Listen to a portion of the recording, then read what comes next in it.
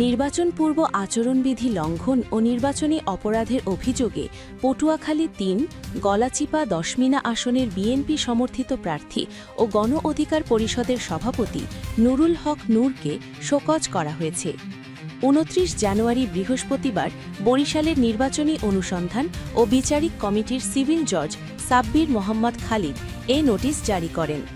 Notice সূত্রে জানা যায়, অ্যাডভোকেট এনামুল হক কর্তৃক উপজেলা নির্বাহী কর্মকর্তা ও সহকারী রিটার্নিং অফিসার দশমিনা বরাবর দাখিলকৃত অভিযোগের ভিত্তিতে এ নোটিশ প্রদান করা হয়।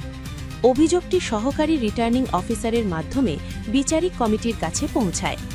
অভিযোগে বলা হয়, গত ২৭ জানুয়ারি অ্যাডভোকেট এনামুল হক নুরুল হক নূরের বিরুদ্ধে অভিযোগ আনেন যে তিনি নির্বাচনী প্রচারণাকালে স্বতন্ত্র প্রার্থী মোহাম্মদ হাসান মামুন সম্পর্কে সামাজিক যোগাযোগ মাধ্যমে নিয়মিতভাবে মিথ্যা, ভিত্তিহীন ও বিভ্রান্তিকর তথ্য প্রচার করে আসছেন, যা সংসদ নির্বাচনে রাজনৈতিক দল ও প্রার্থীর আচরণ বিধিমালার স্পষ্ট লঙ্ঘন।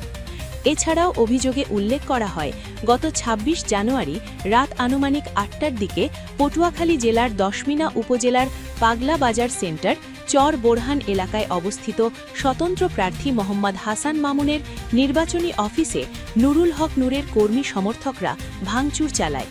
এ সময় স্বতন্ত্র প্রার্থীর কয়েকজন কর্মী সমর্থক আহত হন বলেও অভিযোগ করা হয়, যা আচরণ বিধিমালার ৬ ক ধারার পরিপন্থী।